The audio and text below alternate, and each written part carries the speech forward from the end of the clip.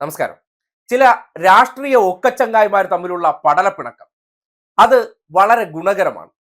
എന്തുകൊണ്ടെന്നാൽ ഇന്നിപ്പോ ഉള്ളിസുരയുടെ ഒരു സ്റ്റേറ്റ്മെന്റ് പുറത്തു വന്നിട്ടുണ്ട്.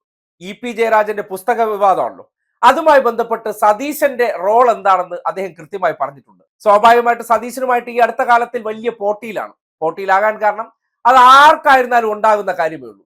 സഹായം അവരെ പടിവാതിൽക്കൽ ചെന്ന് കൈനീട്ടി എരന്ന് മേടിച്ചതിന് ശേഷം അത് കിട്ടി, അതിന്റെ ഫലം ലഭിച്ചതിന് ശേഷം അവരെ മുണ്ടുപൊക്കി കാണിച്ച സ്വാഭാവികമായിട്ടും അവർക്ക് രാഷ്ട്രീയമായിട്ടുള്ള എതിരഭിപ്രായം ഉണ്ടാകുമല്ലോ, രാഷ്ട്രീയമായിട്ടുള്ള ശത്രുത ഉണ്ടാകുമല്ലോ.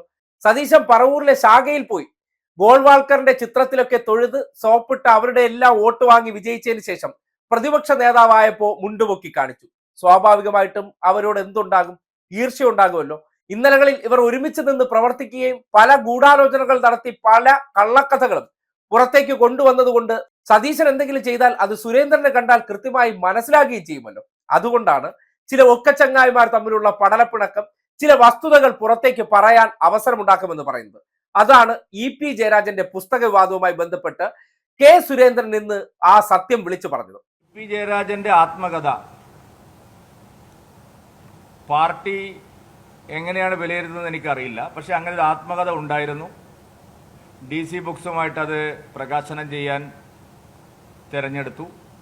അതെല്ലാം ശരിയാണ്. പക്ഷേ ഇന്നലെ ഇത് പുറത്തു വന്നത്, ആത്മകഥയിലെ പരാമർശങ്ങൾ ഇന്നലെ പുറത്തു വന്നത് വി ഡി സതീശന്റെ കൂടി ഉപദേശത്തിന്റെ ഭാഗമായിരിക്കുമെന്ന് മനസ്സിലാക്കാനുള്ള ബുദ്ധി കേരളത്തിലുണ്ടെന്ന് എനിക്ക് തോന്നുന്നു. കാരണം ആത്മകഥയിലെ പല ഭാഗങ്ങളും ഇന്നലെ പുറത്തു വന്നത് ആ ദിവസം തന്നെ, ചേലക്കരയിൽ ഉപതെരഞ്ഞെടുപ്പ് നടക്കുന്ന ദിവസം, പാലക്കാട് ഉപതെരഞ്ഞെടുപ്പിന് ഒരാഴ്ച മാത്രം ബാക്കി നിൽക്കെ ആത്മകഥയിലെ വിശദാംശങ്ങൾ പുറത്തു വന്നതിന് സതീശന്റെ കൈ സംശയിക്കാവുന്നതാണ്. ഇതാണ് ഇന്നലെ മുതൽ കേരളത്തിലുള്ള സകലമാന പേർക്ക് മനസ്സിലായിട്ടുള്ള ഒരു കാര്യം. അതായത് പെട്ടെന്ന് പൊടുന്നനെ ആകാശത്ത് നിന്ന് ഒരു വിവാദം അങ്ങ് വീഴുകയാണ്. എഴുതിക്കൊണ്ടിരിക്കുന്ന ഒരു വ്യക്തിയുടെ ആത്മകഥ, ഇ.പി. ജയരാജന്റെ ആത്മകഥ ഇന്ന് DC-യുടെ ഔട്ട്ലെറ്റുകളിൽ വരാനിരിക്കുകയാണ്. അതിനെ സംബന്ധിച്ച് വിവരങ്ങൾ പുറത്തു വന്നപ്പോൾ സതീശൻ അതിന് ആധികാരികത കൊടുക്കുന്നു. പത്രക്കാർക്ക് ഇനിയുള്ള ദിവസം ഇതെല്ലാം നിങ്ങൾ ചർച്ച ചെയ്യണമെന്ന് ആവശ്യപ്പെടുന്നു. ആ വിഷയവുമായി ബന്ധപ്പെട്ട് എല്ലാവർക്കും ഈ കണ്ടൻ നായർ, DCC രവി, സതീശൻ തുടങ്ങിയവരുടെ ആ ഗൂഢാലോചനയും കുതിരക്കച്ചവടവും അങ്ങോട്ടും ഇങ്ങോട്ടുള്ള പരസ്പര സഹായവും ബോധ്യപ്പെട്ടു. ആ ബോധ്യപ്പെട്ടത് എന്തുകൊണ്ട് സുരേന്ദ്രൻ വിളിച്ചു പറയുന്നു എന്ന് പറഞ്ഞാൽ മേനോനാണ്. ഏത് വരണ്യ മേനോൻ കൂടെ നിന്ന് കാലുവാരുന്നവനാണ്. അപ്പോൾ സ്വാഭാവികമായിട്ട് എന്തുണ്ടാകും? അവരെ കൂടെ നിന്ന് കാലുവാരി ഇന്നലകളിൽ ഇതുപോലുള്ള പ്രവർത്തനങ്ങൾ ചെയ്തതിനു ശേഷം ഗുണമുണ്ടാക്കി കൊണ്ടുപോയവനാണ്. പാലക്കാട് അതുപോലുള്ള തരികിട നമ്പർ കാണിച്ച് ഒറ്റയ്ക്ക് നേടിയെടുത്തുകൊണ്ട് പോകാനുള്ള തന്ത്രത്തെയാണ് ആര് പൊളിച്ചടുക്കി കൊടുത്തത്? ഉള്ളിസുര.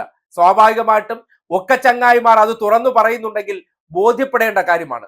ഇന്നലകളിൽ ഇതുപോലുള്ള പല കൂട്ടുകൃഷികൾ ചെയ്തിട്ടുള്ളതാണ്. ആ കൃഷി പങ്കിട്ടെടുക്കുന്നതിന് പകരം ഒറ്റയ്ക്ക് അടിച്ചുകൊണ്ട് പോയാലോ? അതായത് സഹായിക്കാമെന്ന് പറഞ്ഞതിന് ശേഷം വേഷ തള്ളിക്കളഞ്ഞാലോ? അതാണ് സതീശൻ പലപ്പോഴും ചെയ്യാറുള്ളത്.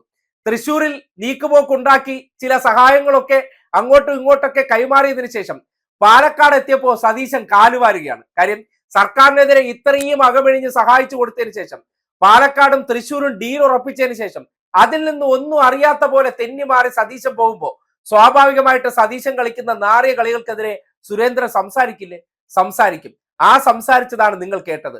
ഇ.പി. ജയരാജനെതിരെ ഇങ്ങനെ ഒരു പുസ്തക വിവാദം പുറത്തേക്ക് വന്നതിൽ സതീശന് കൈയുണ്ടെന്ന് ഒരു സംശയമില്ല.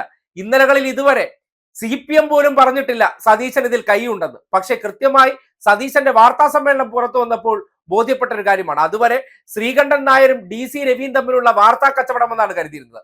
എന്നാൽ സതീശന്റെ പ്രതികരണം കൂടി പുറത്തു വന്നപ്പോൾ നേതാക്കന്മാരാരും സതീശന്റെ പേര് പറഞ്ഞില്ലെങ്കിലും BJP-യിലെ സുരേന്ദ്രൻ വന്ന ആ പേര് പറയുന്നുണ്ടെങ്കിൽ എന്താണ് മനസ്സിലാക്കേണ്ടത്? ഇതുവരെ ഇ.പി. ജയരാജൻ സതീശന്റെ പേര് പറഞ്ഞിട്ടില്ല. ഇടതുപക്ഷത്തിന്റെ നേതാക്കന്മാർ ആരും സതീശന്റെ പേര് പറഞ്ഞിട്ടില്ല. പക്ഷേ സുരേന്ദ്രൻ കൃത്യമായിട്ട് അത് പറയുന്നുണ്ടെങ്കിൽ അത് ഇന്നലകളിൽ നടത്തിയ കൂട്ടുകച്ചവടവും അതിനുശേഷമുള്ള ഡീലുകളിൽ സതീശൻ വരുത്തിയിരിക്കുന്ന ഗുരുതരമായ വീഴ്ചകളാണ് ഈ തുറന്നു പറച്ചിൽ അവസരമുണ്ടാക്കിയിരിക്കുന്നതെന്ന് മനസ്സിലാക്കുകയാണ്.